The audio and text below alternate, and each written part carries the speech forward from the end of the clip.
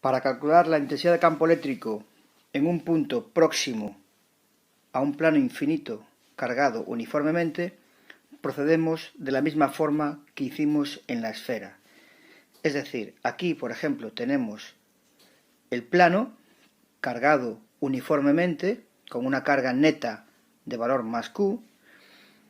Ese plano es infinito, continuaría por aquí y por el otro lado, ¿vale? Y me manda a calcular el campo eléctrico en el punto A, que está representado por este punto negro que tenéis aquí.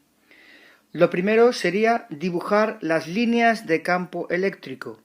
Recordar que las líneas de campo eléctrico representan la trayectoria que seguiría si en esos puntos abandonamos una carga positiva.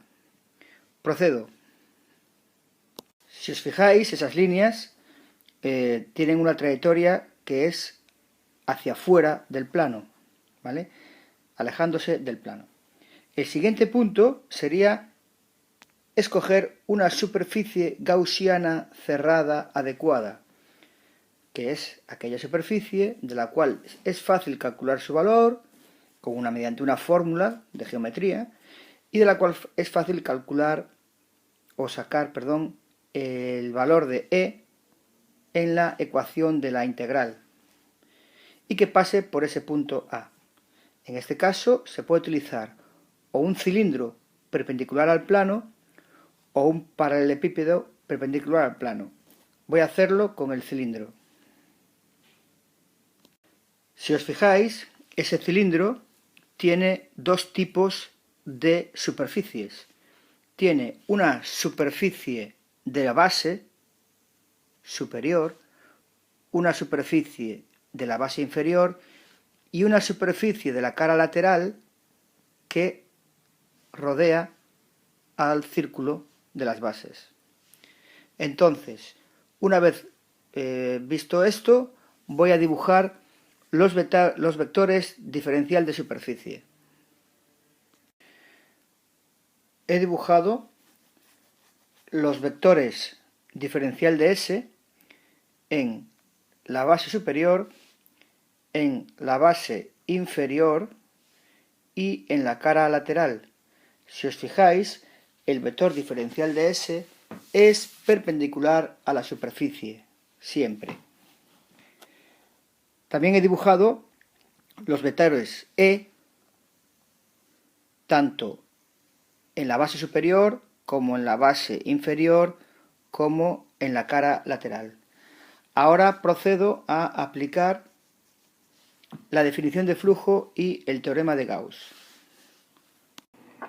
Al aplicar la definición de flujo, observo que esta integral tengo que dividirla en tres integrales parciales porque las superficies son la superficie de la base superior, la superficie de la base inferior y la superficie de la cara lateral que rodea a este círculo, la cara lateral. Al aplicarle eso a esta integral y a esta integral, me quedará lo siguiente.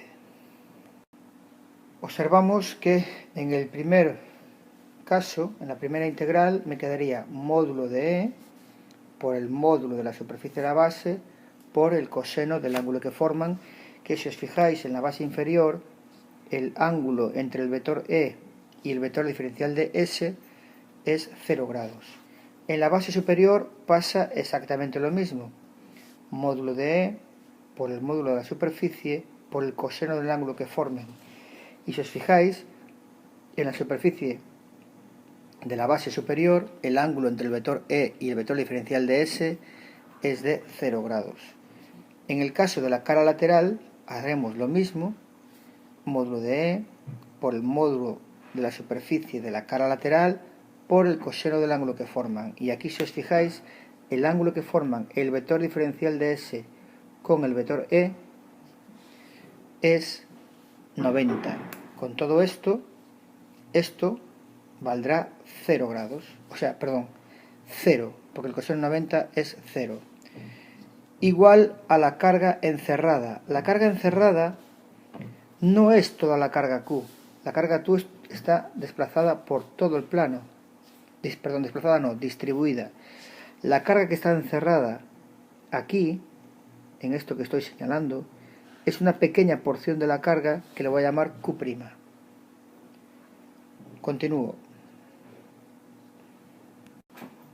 Si os fijáis, una vez que he puesto aquí las tres integrales, esto es 0, esto sería módulo de E por la superficie de base por 1, módulo de E por superficie de base por 1, con lo que me quedarán 2 veces E superficie de la base igual a Q' partido por epsilon sub 0. Despejando E, me quedará esta expresión.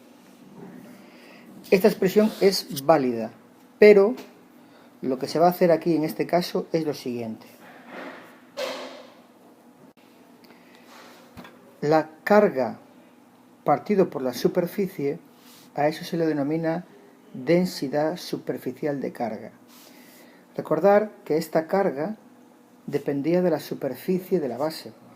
Es decir, si yo cojo un cilindro con una superficie el doble de grande, el doble aquí, la carga que estará englobada sería el doble. Entonces, esta carga y esta superficie van a estar relacionadas mediante una magnitud que se llama densidad superficial de carga. Con lo cual, el módulo del campo me quedaría sigma partido 2 epsilon sub 0. Si os fijáis, tanto sigma como epsilon sub 0 como el número 2 son constantes, entonces de aquí deducimos que el campo en un punto próximo al plano va a ser un valor constante, es un campo uniforme.